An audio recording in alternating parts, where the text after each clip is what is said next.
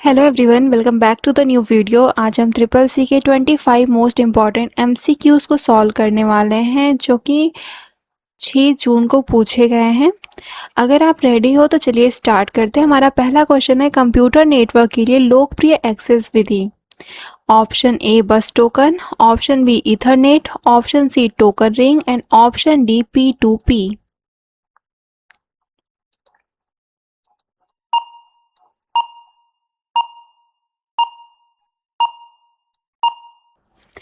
Computer network के लिए लोकप्रिय एक्सेस विधि क्या होती है? एक्सेस मेथड का मतलब है कि नेटवर्क से जुड़े कंप्यूटर यह तय कैसे करते हैं कि डेटा भेजने का मौका किसे मिलेगा, है ना। तो ऑप्शन है बस token, Ethernet, token ring and P2P। बस टोकन क्या होता है? यह कोई सामान्य या लोकप्रिय एक्सेस नहीं माना। लोकप्रिय एक्सेस विधि ईथरनेट होता है। ईथरनेट यह सबसे लोकप्रिय लैन यानी कि लोकल एरिया नेटवर्क।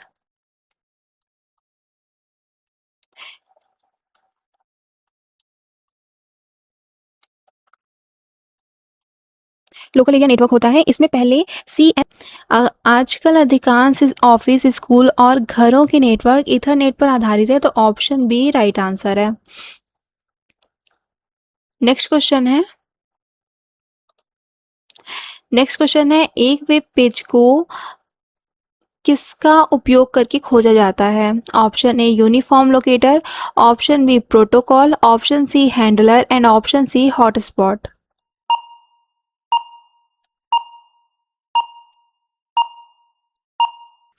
क्वेश्चन है एक वेब पेज को किसका उपयोग करके खोजा जाता है, यानी कि अगर इंटरनेट पर किसी वेब पेज का पता कैसे ढूंढा जाता है। जैसे आपके घर का एक पता होता है, वैसे ही हर वेब पेज का भी एक पता होता है। एग्जाम्पल जैसे हम ले लेते हैं,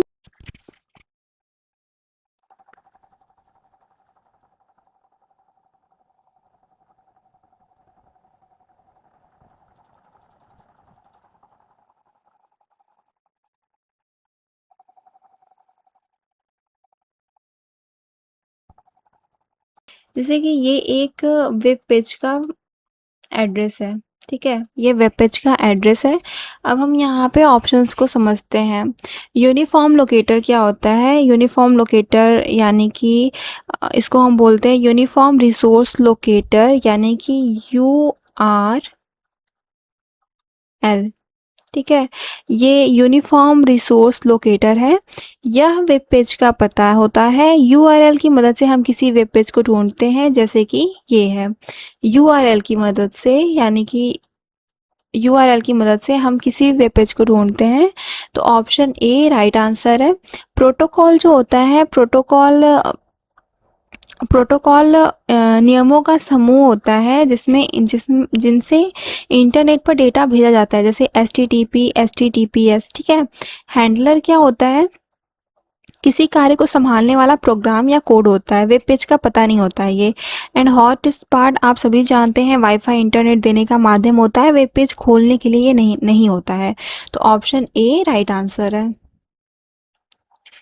नेक्स्ट क्वेश्चन है, निम्नलिखित में से कौन सा फाइल एक्सटेंशन नहीं है? Option A .txt, option B .ttf, option C .spsx and option D .docx, यानी कि डॉक्स।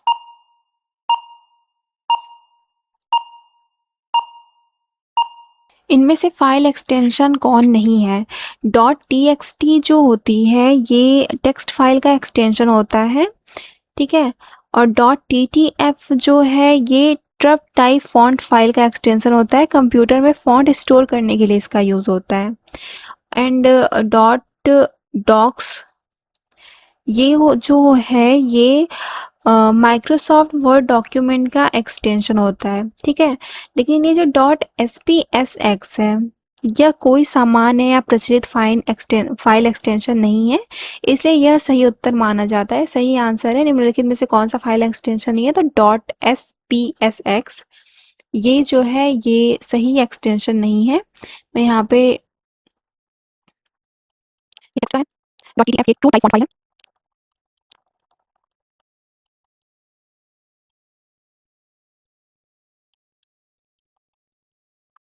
डॉक्स जो है ये वर्ड डॉक्यूमेंट है।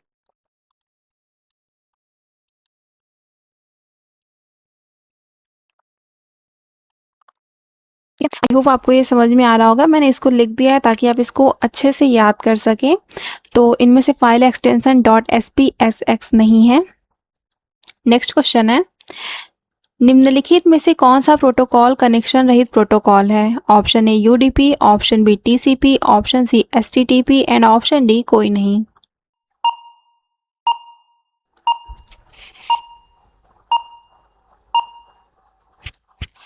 इसे पूछ रहा है कि निम्नलिखित में से कौन सा प्रोटोकॉल कनेक्शन रहित प्रोटोकॉल है,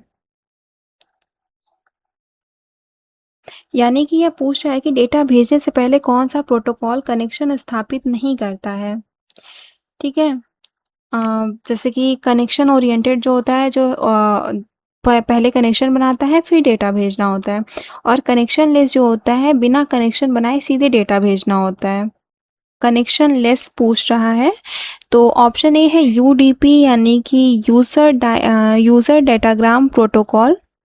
ठीक है, ये यूज़र डाटाग्राम प्रोटोकॉल है। ये कनेक्शन लेस प्रोटोकॉल है, डेटा भेजने से पहले कनेक्शन नहीं बनाता, ये फास्ट होता है। जैसे कि एग्जांपल में हम देख लेते हैं online gaming, video streaming, live calls, तो ऑप्शन ए राइट आंसर है।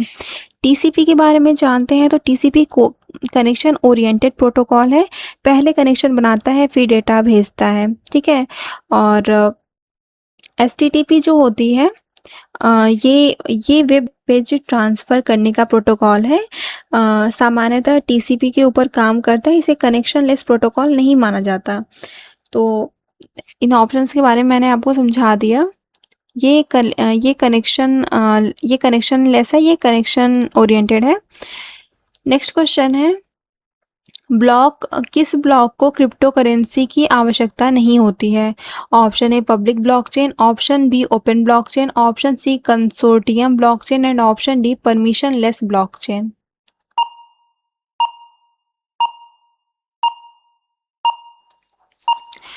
किस ब्लॉक को क्रिप्टो करेंसी की आवश्यकता नहीं होती? तो कंसोर्टियम ब्लॉकचेन को क्रिप्टो करेंसी की आवश्यकता नहीं होती है। इसे कुछ चुनिंदा संस्थाएं या संगठन मिलकर नियंत्रित करती हैं, जैसे कि बैंक, कंपनियां, सरकारी संस्थान, ये सब। यहाँ प्रतिभागी पहले से ज्ञात होते हैं, यानी कि जो कॉम्पिटिटर होते हैं वो पहले से हमें पता होता है, इसलिए क्रिप्टो करेंसी की आवश्यकता नहीं होती। तो ऑप्शन सी राइट आंसर है।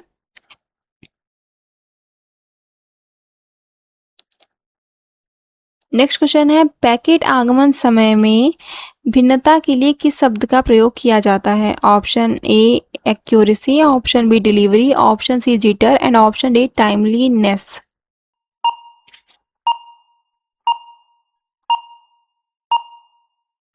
क्या पूछ रहा है कि क्वेश्चन पूछ रहा है कि नेटवर्क में डेटा छोटे छोटे पैकेट्स के रूप में भेजा जाता है, यदि कुछ पैकेट जल्दी पहुंचे और कुछ देर से, तो उनके पहुंचने के समय में जो अंतर होता है उसे क्या कहते हैं?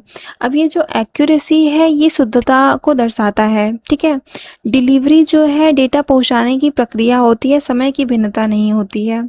राइट, टाइमलीनेस जो होती है ये समय पर पहुंचने की क्षमता होती है, पैकेट आगमन समय की भिन्नता का तकनीकी नाम नहीं है।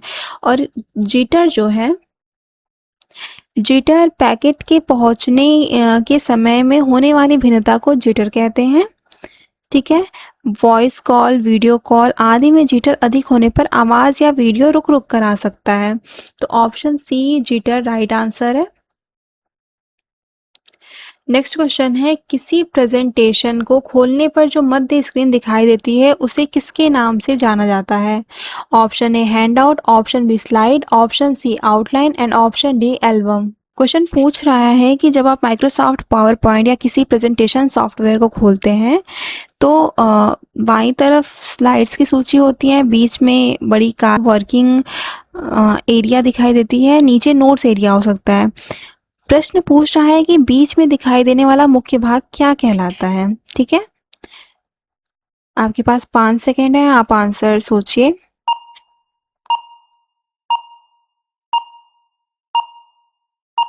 किसी प्रेजेंटेशन को खोलने पर जो मध्य स्क्रीन दिखाई देती है उसे किसके नाम से जानते हैं? तो उसे स्लाइड के नाम से जानते हैं। ऑप्शन बी राइट आंसर है।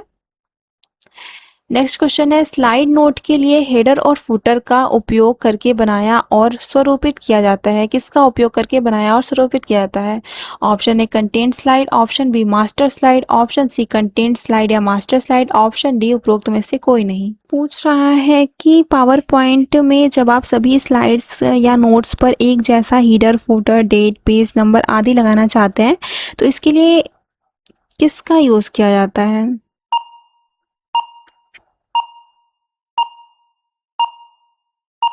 तो स्लाइड नोट के लिए हेडर और फुटर मास्टर स्लाइड का उपयोग करके स्वरूपित किया जाता है, यानी कि फॉर्मेट किया जाता है। ऑप्शन बी राइट आंसर है।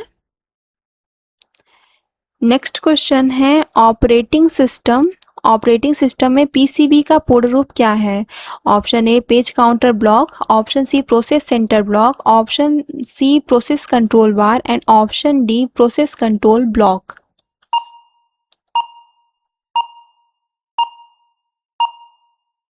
ऑपरेटिंग सिस्टम में पीसीबी का पूर्ण रूप प्रोसेस कंट्रोल ब्लॉक होता है। ऑप्शन डी राइट आंसर है। नेक्स्ट क्वेश्चन है निम्नलिखित में से कौन इम्प्रेस की विशेषता है? ऑप्शन ए टेक्स्ट डॉक्यूमेंट बनाना और एडिट करना, ऑप्शन बी स्प्रेडशीट बनाना और एडिट करना, ऑप्शन सी प्रेजेंटेशन बनाना और एडिट करना एंड ऑप्शन डी डाटाबेस बनाना और एडिट करना।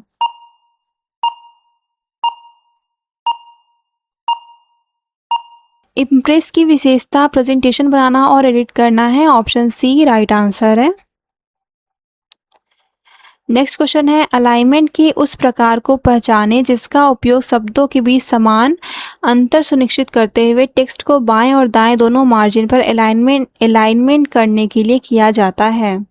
Option A justify, option B centre, option C left and option D evenly. Question पूछ रहा है कि किस प्रकार का अलाइनमेंट शब्दों के बीच समान अंतर इक्वल स्पेसिंग रखते हुए टेक्स्ट को बाएं और दाएं दोनों मार्जिन पर अलाइन करता है।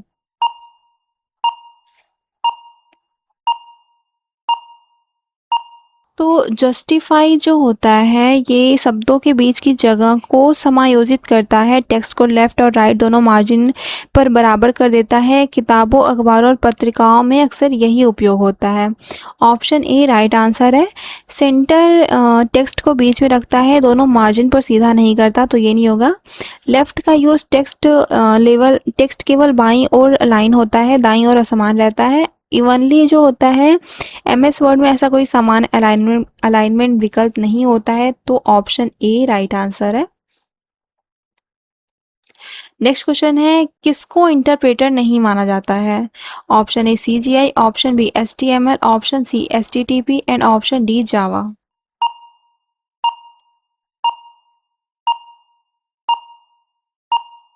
एचटीटीपी को इंटरप्रेटर नहीं माना जाता है। ऑप्शन सी राइट आंसर है। नेक्स्ट क्वेश्चन है मार्जिन और पैराग्राफ की शुरुआत के बीच कौन से स्थान है?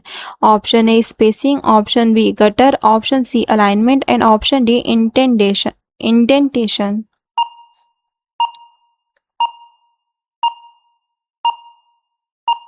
मार्जिन और पैराग्राफ की शुरुआत के बीच कौन से स्थान है? तो ये इंडेंटेशन होता है। इंडेंटेशन मार्जिन और पैराग्राफ की शुरुआत के बीच की जगह होता है, तो ऑप्शन डी राइट आंसर है। स्पेसिंग लाइनों या पैराग्राफ के बीच की दूरी होती है, इसे आप याद रखेंगे। गटर जो है बाइंडिंग यानी पुस्तक फाइल बांधने के लिए अतिरिक्त मार्जिन होती है। अलाइनमेंट जो होती है ये टेक्स्ट को लेफ्ट, राइट, सेंटर जस्टिफाई करने के लिए होती है, तो ऑप्शन डी राइट आंसर है। नेक्स्ट क्वेश्चन है लिब्रे ऑफिस इम्प्रेस में किस मेनू में मास्टर स्लाइड फंक्शन होता है? Option A slide show, option B slide view, option C tools and option D कोई नहीं।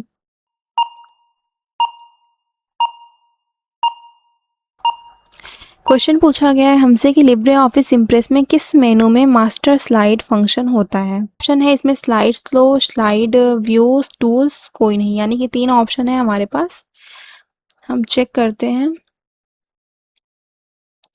स्लाइड शो, इसमें मास्टर स्लाइड फंक्शन होता है? नहीं, स्लाइड शो में नहीं है। टूल्स में चेक करते हैं। टूल्स में भी नहीं है। एंड स्लाइड व्यू का चेक करते हैं, तो इसमें व्यू वाले में मास्टर स्लाइड फंक्शन होता है। तो लिब्रे ऑफिस इम्प्रेस में किस मेनू में मास्टर स्लाइड फंक्शन होता है? तो स्लाइड व्यू में होता है। ऑप्शन बी राइट आंसर है। नेक्स्ट क्वेश्चन है, निम्नलिखित में से कौन सा ई कॉमर्स व्यवस्था मॉडल के सबसे सामान्य प्रकारों में से एक है? Option A D2D, option B V2V, option C M2M and option D G2J।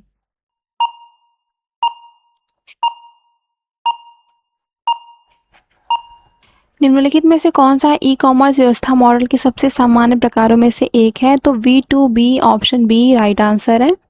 Next question है, लिब्रे ऑफिस कैल्क में सेल के अंदर एक नई लाइन या पैराग्राफ बनाने के लिए नियंत्रण के साथ किस कुंजी का उपयोग किया जाता है? नियंत्रण यानी कि कंट्रोल के साथ किस कुंजी का उपयोग किया जाता है? Option A shift, option B alt, option C tab and option D inter.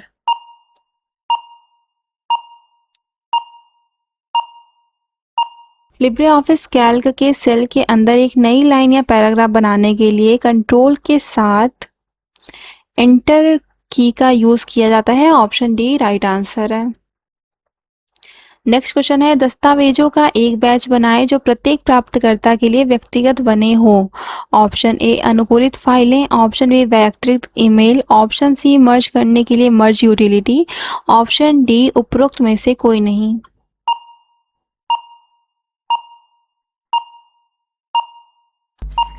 Question पूछ रहा है कि ऐसा कौन सा फीचर है जो प्रत्येक प्राप्तकर्ता के लिए व्यक्तिगत संदेश या दस्तावेज बनाता है? ठीक है, ऑप्शन ए है अनुकूलित फाइलें यानी कि अटैच्ड फाइलें। ये फाइलें जो होती हैं ये ईमेल के साथ, अटैच्ड फाइलें जो होती हैं ईमेल के साथ फाइल जोड़ने के लिए उपयोग होती हैं। इसका व्यक्तिगत संदेश बनाने से संबंध नहीं है। ठीक है, व्यक्तिगत ईमेल जो मतलब यानी कि ब्रॉडकास्ट ईमेल। ठीक है, ये एक ही ईमेल कई लोगों को भेजी जाती है। इसमें सामान्यतः सभी को एक जैसा संदेश मिलता है। मर्ज करने के लिए मर्ज यूटिलिटी, मेल मर्ज यूटिलिटी जो होती है यह फीचर एक टेम्पलेट और डेटा सूची को मिलाकर प्रत्येक व्यक्ति के लिए अलग अलग व्यक्तिगत दस्तावेज या ईमेल बनाता है। एग्जाम्पल अगर हम ले लें कि 100 छात्रों को उनके नाम के साथ साथ अलग अलग प्रमाण पत्र भेजना है तो हम मर्ज करने के लिए मर्ज यूटिलिटी का यूज़ करते हैं। मेल मर्ज यूटिलिटी होती है। तो दस्तावेजों का एक बैच बनाए जो प्रत्येक यानी कि एक बैच बनाए यानी कितने हम भेज सकते हैं, 100 200 जितने भी, प्रत्येक प्राप्तकर्ता के लिए व्यक्तिगत बने हों। तो ये मर्ज करने के लिए मर्ज यूटिलिटी होती है। ऑप्शन सी राइट आंसर है। नेक्स्ट क्वेश्चन है, आप कैल्क में ऑटोफिल सुविधा का उपयोग कैसे करते हैं? ऑप्शन ए एक सीट में डेटा के आधार पर एक चार्ट बनाना, ऑप्शन बी सेल्स की श्रेणी में सशर्त स्वरूपण लागू करना, ऑप्शन सी उस सेल का चयन करें जिसमें पहले से ही एक उदाहरण मौजूद है कि आप क्या भरना चाहते हैं फिर भरण हैंडल को खींचें, ऑप्शन डी डेटा को एक सीट में समूहीकृत और सारांशित करना।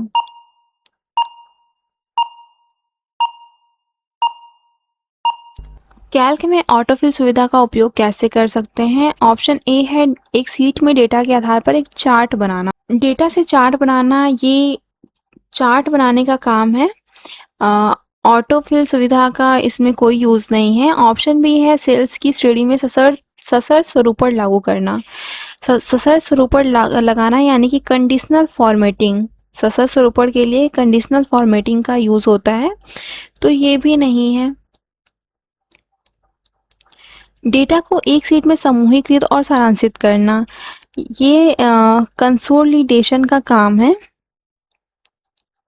डेटा को समेकित और सारांशित करना, ये ऑटोफिल सुविधा का कोई भी इसमें यूज़ नहीं है। उस सेल का चयन करें जिसमें पहले से ही एक उदाहरण मौजूद है कि आप क्या भरना चाहते हैं फिर भरण हैंडल को खींचे, यही ऑटोफिल होता है। तो ऑप्शन सी राइट आंसर है। नेक्स्ट क्वेश्चन है, ब्लॉकचेन में ब्लॉक क्या मतलब है? ब्लॉकचेन में ब्लॉक का क्या मतलब है? Option A transaction data, option B virtual data, option C physical data and option D information.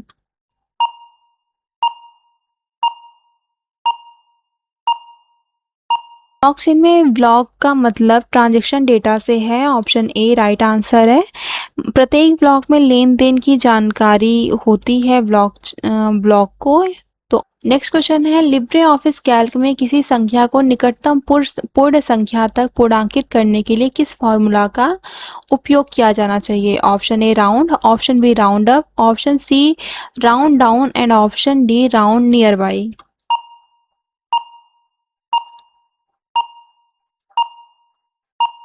Libre office Calc में किसी संख्या को निकटतम पूर्ण संख्या यानी कि संख्या को निकटतम पूर्ण संख्या तक पूर्णांकित करने का फॉर्मूला क्या होता है?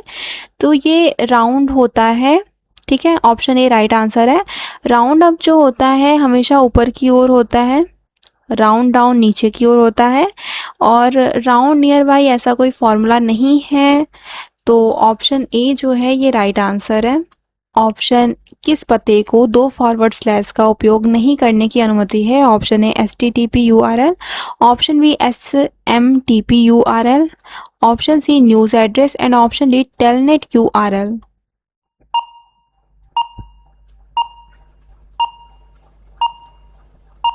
किस पते को 2 फॉरवर्ड स्लैश का उपयोग नहीं करने की अनुमति है? तो ये न्यूज़ एड्रेस होती है। ऑप्शन सी राइट आंसर है। इसमें 2 फॉरवर्ड स्लैश का उपयोग नहीं करने की अनुमति है, ठीक है। नेक्स्ट क्वेश्चन है प्रस्तुति में ध्वनि जोड़ने के लिए उपलब्ध विकल्प क्या है? Option A insert audio and video, option B record narration से, ऑप्शन सी उपरोक्त दोनों, ऑप्शन डी इनमें से कोई भी नहीं।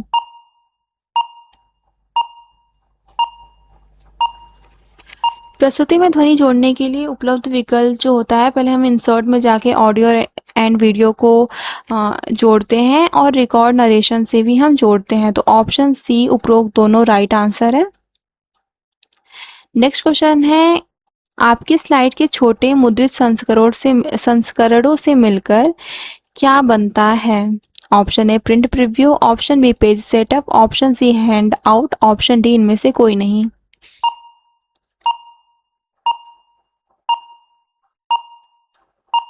कि स्लाइड के छोटे मुद्रित संस्करणों से मिलकर हैंड आउट बनता है, ऑप्शन सी राइट आंसर है। नेक्स्ट क्वेश्चन है माइक्रोसॉफ्ट वर्ड में डॉक्यूमेंट में कमेंट कहाँ दिखाई देते हैं? ऑप्शन ए डॉक्यूमेंट के अंत में एक नए अनुभाग में, ऑप्शन बी डॉक्यूमेंट के दाईं ओर कमेंट पिन या मार्जिन पर बैलून में, ऑप्शन सी प्रत्येक पेज के नीचे फुटनोट के रूप में, ऑप्शन डी हेडर या फुटर अनुभाग में।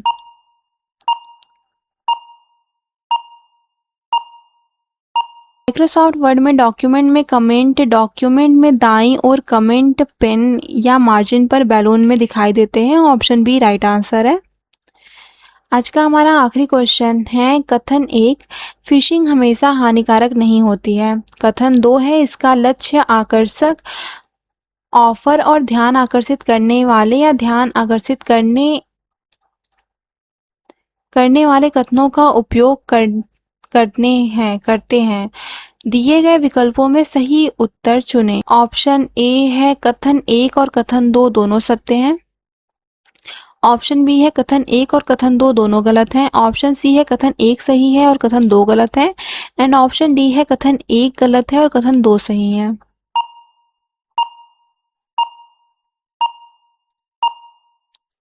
कथन 1 जो है फिशिंग हमेशा हानिकारक नहीं होती, ये कथन बिल्कुल गलत है। फिशिंग एक साइबर धोखाधड़ी है तो ये बिल्कुल हानिकारक होगी, ठीक है।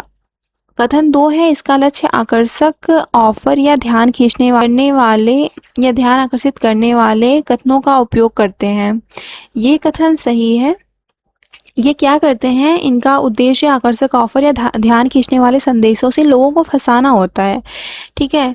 तो हम इसमें कह सकते हैं कथन 1 गलत है और कथन 2 सही है, ऑप्शन डी राइट आंसर है। जॉब एवरीवन, आई होप आपको आज की वीडियो काफ़ी पसंद आई होगी। अगर आपको ये वीडियो पसंद आई हो तो वीडियो को लाइक और चैनल को सब्सक्राइब जरूर करिएगा। अगर आपका कोई भी डाउट या क्वेश्चंस रह गए हैं तो आप उसको कमेंट सेक्शन में पूछ सकते हैं। मिलते हैं नेक्स्ट वीडियो में। Till then keep learning, keep growing. Thank you.